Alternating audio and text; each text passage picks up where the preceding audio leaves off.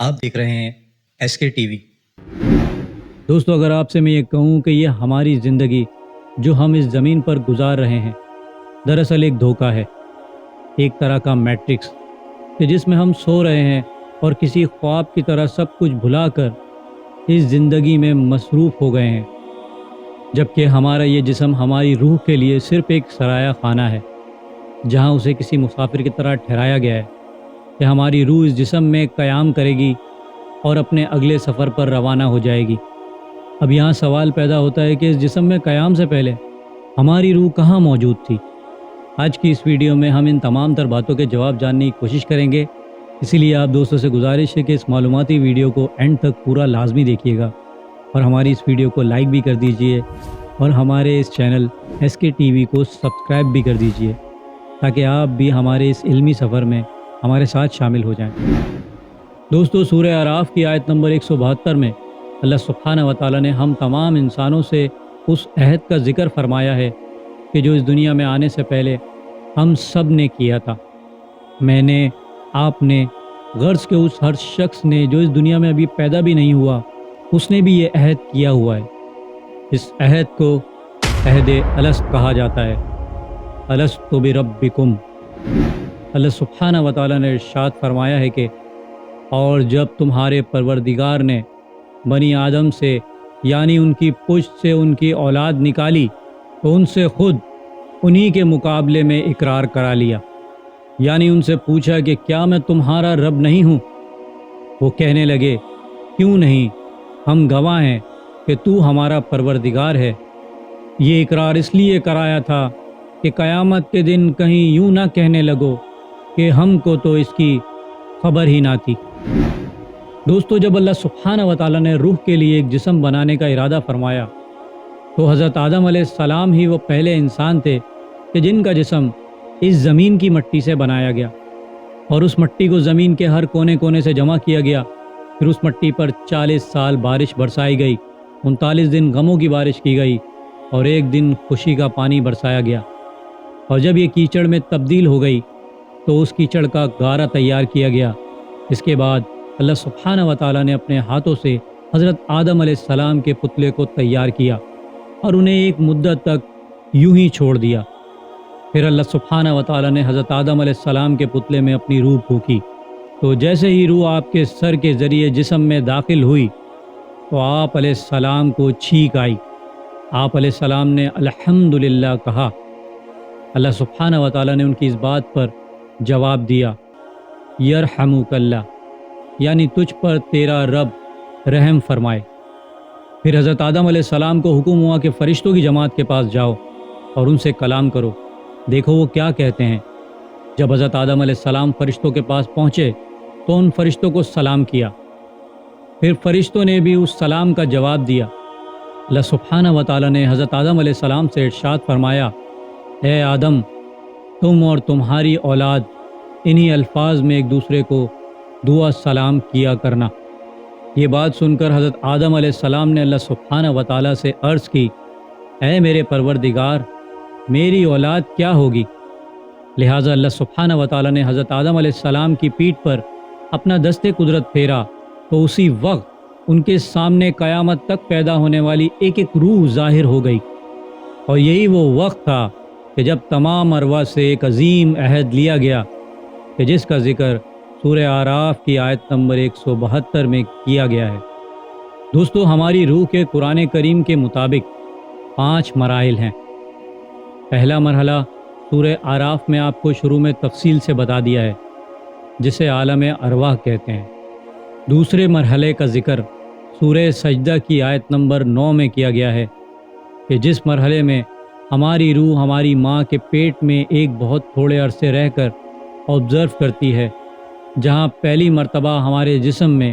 ہماری روح کو پھونکا جاتا ہے۔ ہمارے پیارے نبی حضرت محمد مصطفیٰ صلی اللہ علیہ وآلہ وسلم نے ارشاد فرمایا کہ ہر شخص اپنی ماں کے پیٹ میں 40 دن نطفے کی شکل میں رہتا ہے، اور اتنے ہی دن جمے ہوئے خون کی صورت میں رہتا ہے، اور پھر اتنے ہی دن گوشت کے لوتھڑی کی شکل میں رہتا ہے۔ اور یہ وہ وقت ہوتا ہے کہ جب اللہ سبحانہ و تعالیٰ کے حکم سے ایک فرشتہ آ کر اس کے اندر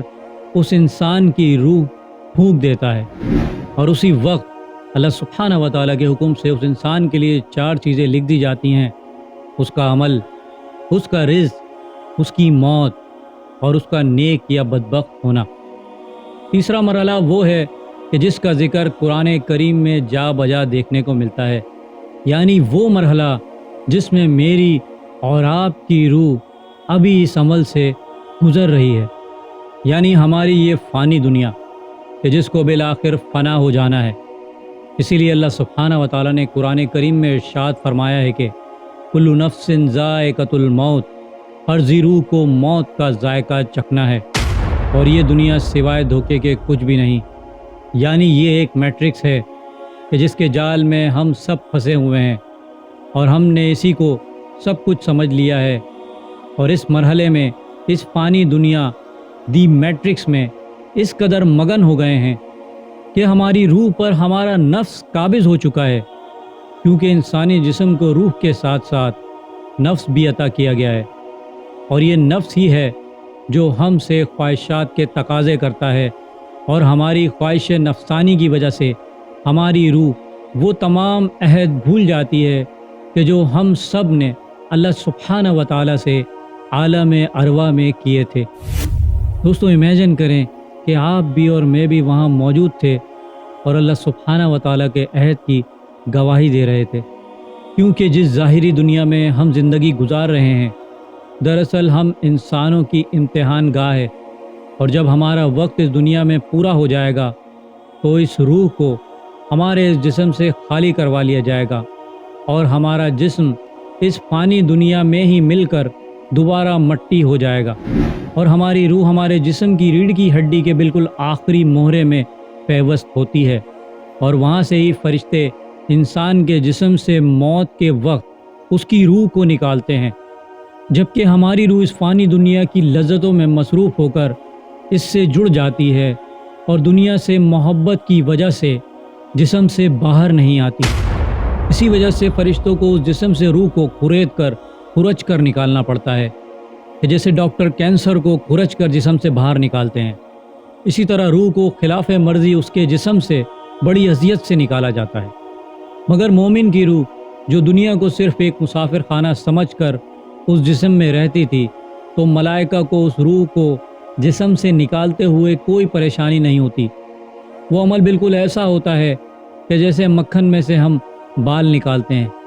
ایک مومن بندے کی روح اتنی ہی آسانی سے نکل جاتی ہے، اور فرشتہ اس روح سے کہتا ہے، اے پاک روح،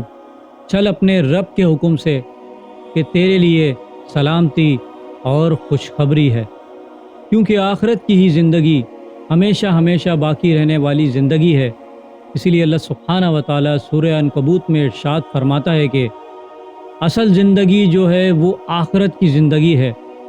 کاش کہ انہیں معلوم ہوتا۔ دوستو در حقیقت یہ دنیا کی زندگی ہم انسانوں کے لیے ایک امتحانی وقفہ ہے۔ اگر ہم یہ سمجھ جائیں کہ اس فانی دنیا میں دراصل ہمارا ٹیسٹ لیا جا رہا ہے، تو اس کا نتیجہ یہ نکلے گا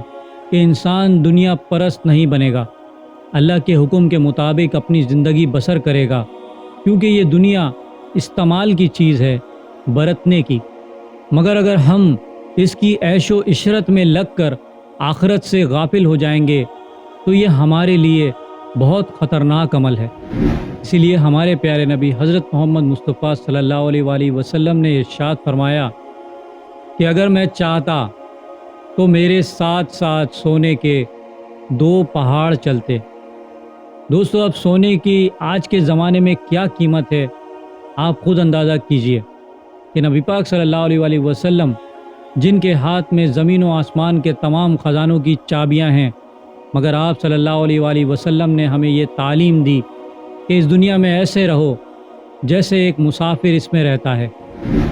ہمارا چوتھا مرحلہ وہ ہے کہ جب ہمیں موت آ جائے گی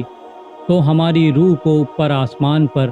عالم برزخ میں لے جایا جائے گا،